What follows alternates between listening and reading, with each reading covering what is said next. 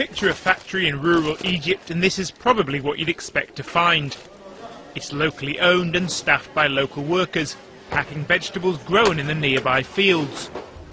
But just a few hundred metres away, another factory is being built for something far more high-tech. If all goes to plan, Samsung will soon be making televisions here in the South Korean giant's first foray into Middle East manufacturing. For decades, investors have neglected this part of Egypt. But this man wants to change that. He's Beni Suef's governor, and he's trying to put his district on the map as a place companies can come and do business with minimum fuss. I put myself in the investors' shoes. We give them answers to all the questions that would make them either invest here or go somewhere else. I can finish all the paperwork needed and the agreement is done here in my office. And if the investor needs any paperwork done in Cairo or approvals, I make the necessary calls. This way the investor can just focus on how to get his project started. The Arab countries are looking for a dreamer or a leader. But here, we are focusing on getting things done.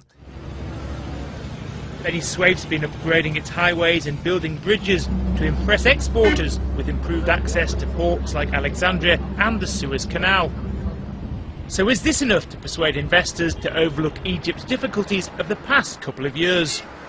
If you're debating whether Egypt would be a good place to invest in or not, I think short term it might be difficult to make that a very convincing story. But the fact is that political noise tends to dampen over time. Egypt still remains a growing economy. It has access to many trade agreements with the rest of the Arab world, with Europe, with Africa. Its proximity to Europe is immensely helpful, given those trade agreements, because quite a number of European companies are looking to find different countries to relocate to for manufacturing. Now about 500 people are currently working here building the factory, but the plan is that once it's opened, several thousand will have jobs.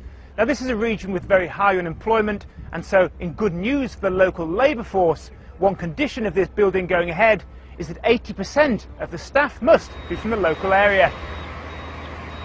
And despite this region being new to industry, the company is confident of meeting that target.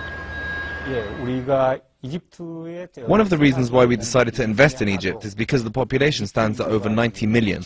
The key members of our team will be recruited from Cairo, but we'll hire engineers from local universities and local secondary school leavers to work on the factory line.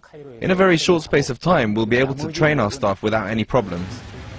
For people living in the towns and villages nearby, that sounds pretty hopeful.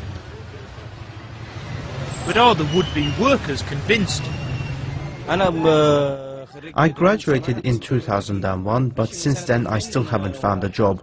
The youth like me have had a lot of promises. They said there would be changes in the first 100 days of the government, but up until now, nothing happened, and it is useless. The governorate is providing job opportunities, but not to Beni Suef residents. They give the jobs to people from Cairo, and there's a lot of favoritism. There is a ceramics factory, a biscuit factory, and more factories are going to open. The situation will be better with God willing, but people have to be patient. They have to wait and be patient and give the people a chance. So some scepticism from an unsurprisingly disillusioned population. But at least they're living in a part of Egypt that seems to have some kind of vision for how to build their economy.